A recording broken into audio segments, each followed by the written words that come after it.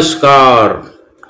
आज की कहानी साक्षात भगवान।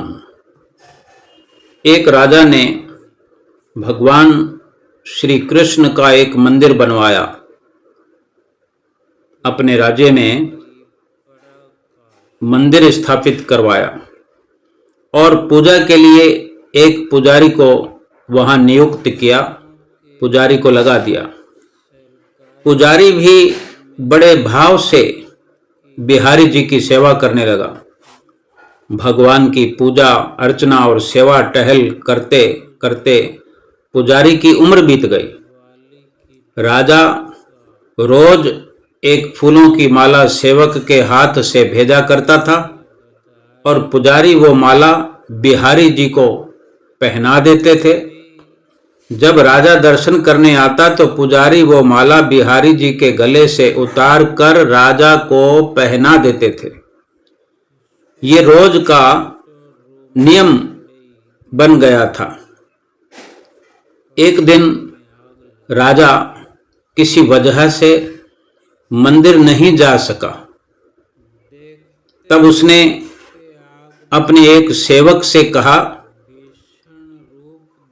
कि मैं आज मंदिर नहीं जा पाऊंगा, इसलिए माला लेकर मंदिर जाओ और पुजारी से ये कह देना कि आज मैं नहीं आऊंगा। सेवक ने जाकर के माला पुजारी को दे दी और बता दिया कि आज महाराज का इंतजार न करें। सेवक तो वापस आ गया। पुजारी ने वो माला बिहारी जी को हमेशा की तरह पहना दी। फिर उन्हें विचार आया कि आज तक मैं अपने बिहारी जी की चढ़ी हुई माला राजा को ही पहनाता रहा हूं, कभी ये सौभाग्य मुझे नहीं मिला। अब जीवन का कोई भरोसा नहीं, कब रूठ जाए। आज मेरे प्रभु ने मुझ पर बड़ी कृपा की है, जो राजा आज आएंगे नहीं तो क्यों ना माला मैं पहन लूं। ये सोचकर पुजारी ने बिहारी जी के गले से माला उतारकर स्वयं पहन ली। इतने में सेवक आया, वही जो माला देकर जाता था। वो सेवक आया और उसने पुजारी जी को बताया कि राजा की सवारी बस मंदिर में पहुंचने ही वाली है। ये सुनकर पुजारी तो कांपने लगा। उन्होंने सोचा अगर राजा ने माला मेरे गले में देख ली तो मुझ पर क्रोधित होंगे। इस डर से उन्होंने अपने गले से माला उतारकर बिहारी जी को फिर से पहना दी, ताकि राजा वो माला बिहारी जी के गले में ही देखे और मैं बच जाऊं। जैसे ही राजा दर्शन करने को मंदिर के अंदर पहुंचा तो पुजारी ने नियम के अनुसार फिर से वो माला उतारकर राजा के गले में पहना दी। माला पहना रहे थे तभी राजा को माला में एक सफेद बाल दिखाई दिया।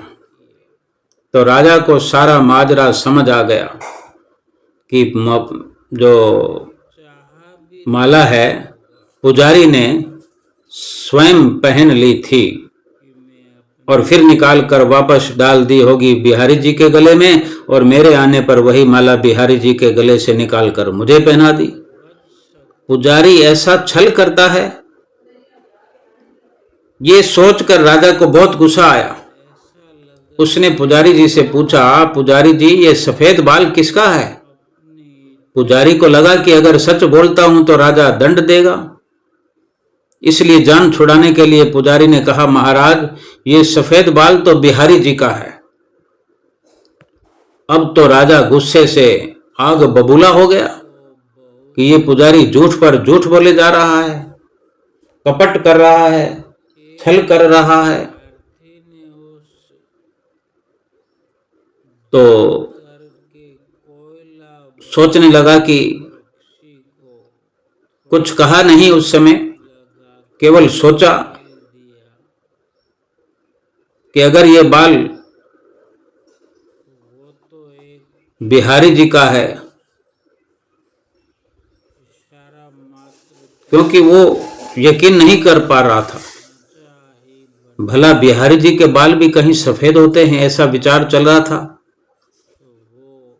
तो राजा ने कहा पुजारी से, अगर ये सफेद बाल बिहारी जी का है तो सुबह श्रृंगार के समय मैं आऊंगा और देखूंगा कि बिहारी जी के बाल सफेद हैं या काले।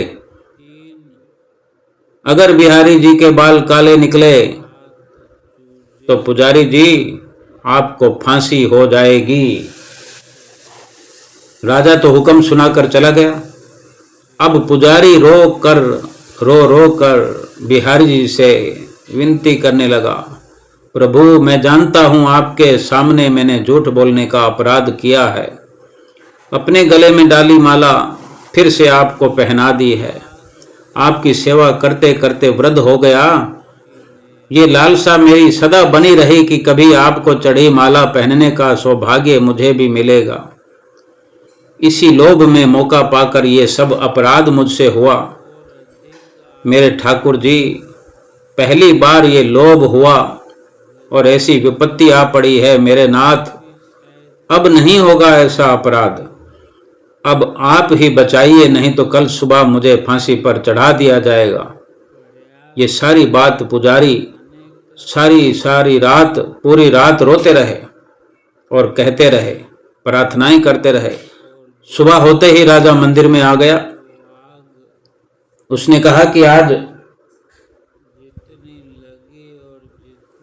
प्रभु का श्रृंगार वो खुद करेगा। राजा ने कहा कि मैं करूंगा प्रभु का श्रृंगार। सो इतना कहकर राजा ने जैसे ही मुकुट हटाया, राजा ने बिहारी जी के शीश से जैसे ही मुकुट हटाया तो हैरान रहेगा कि बिहारी जी के सारे बाल सफेद थे। राजा हैरान, बड़ा हैरान और दंग रह गया राजा। राजा को लगा पुजारी ने जान बचाने के लिए बिहारी जी के बालों को सफेद रंग में रंग दिया होगा, क्योंकि यकीन नहीं हो रहा। गुस्से से तमतमाते हुए उसने बालों की जांच करनी चाहिए कि बाल असली हैं या नकली। ये समझने के लिए उसने जैसे ही बिहारी जी के बाल तोड़े, अधिक नहीं एक दो बालों को भी, तो एक दो बालों को ही अलग अलग ना कर पाने की वजह से एक दो बाल या तीन बाल चार बाल एक साथ पकड़ में आए और जैसे खींचा बालों को तोड़ा तो बिहारी जी के सिर से खून की एक धारा बहने लगी। और ये देखकर राजा ने प्रभु के चरण पकड़ लिए, क्षमा मांगने लगे। अपने आप को राजा कोसने लगा, लज्जित होने लगा कि मैंने क्या कर दिया।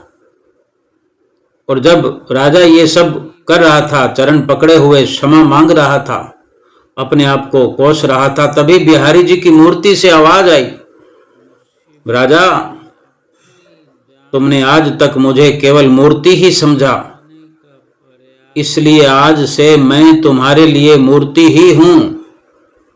लेकिन पुजारी जो रात और दिन मेरी सेवा करता है, वो पुजारी जी मुझे साक्षात भगवान समझते हैं। उनकी श्रद्धा की लाज रखने के लिए आज मुझे अपने बाल सफेद करने पड़े और रक्त की धार भी अपने शीश से बहानी पड़ी, तुझे समझाने के लिए। कहते हैं समझो तो देव, नहीं तो पत्थर। श्रद्धा हो तो उन्हीं पत्थरों में भगवान सब प्राण होकर भक्त से मिलने आ जाएंगे, और श्रद्धा नहीं हो तो भगवान पत्थर की मूर्ति बने बैठे रहते हैं। और उनकी नजदीकी में आकर भी वो लोग जो मूर्ति को केवल पत्थर की मूर्ति ही समझते हैं, उनके लिए मूर्ति से अधिक भगवान उन्हें कुछ नहीं जतलाते, ना कुछ समझाते हैं। जो श्रद्धा रखते हैं, जो भाव रखते हैं, जो श्रद्धा और भाव से भगवान से मिलने जाते हैं, भगवान के दर्शन करने जाते हैं, भगवान का सत्संग करने जाते हैं, भगवान का भजन कीर्तन करते हैं, भगवान को साक्षात भगवान समझ करके भगवान की प्रतिमा के आगे आगे झुक करके नतमस्तक हो करके आराधना करते हैं, वंदना करते हैं, पूजा अर्चना करते हैं। भगवान भी उनकी पूजा अर्चना सब स्वीकार करते हैं और वक्त आने पर मूर्ति से, प्रतिमा से बाहर निकलकर अपने भक्त से मिलने के लिए आ जाते हैं। श्रद्धा और भाव के बिना भगवान की पूजा अर्चना सफल नहीं होती। नमस्कार।